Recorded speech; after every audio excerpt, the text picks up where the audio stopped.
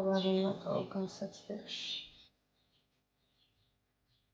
21 წლის მარიამის დღე ცრემლიანი ლოცვებით იწყება. მშობიარობის შემდეგ მის სხეულში გაჩენილი კენჭი ნაღვის ადინარშია გაჭედილი და ჯოჯოხეთურ ტკივილებს აყენებს. მის გვერდით პატარა გაბრიელის ტირის. წარმოიდგინეთ, რა ძნელია, როცა დედა თავისი პირიშოს ხელში აყვანასაც ვერ ახერხებს. პატარა ანგელოზი ჯერ კიდევ არ იცნობს დედის ბედნიერ თვალებს. ოჯახს საარსებო საშუალებაც არ გააჩნია და უკიდურეს სიღატაკეში ცხოვრობს. რაცა ტკივილები მაქვს, გრძნობს ჩემი შვილიც, ყოველ წამს ტირის, ვერ ამყავს ხელში, ვერ ვეჩერებ.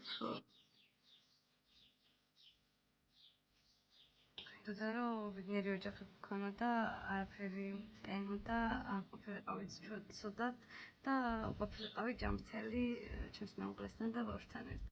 მარიამის მეუღლე მტრიან ქუჩებში სიცივესა და ყინვაში ებრძვის ყოფის სიმძიმეს.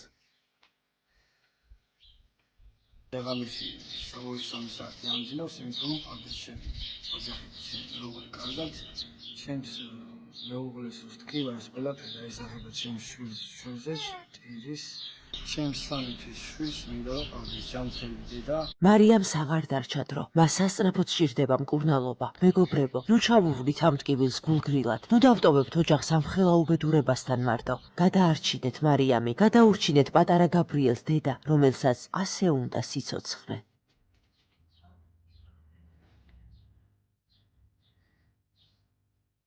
ჯერ ახალგაზრდა ვარ და მინდა რომ დიდხანს ვიცხოვრო ჩემ პატარასთან ერთად.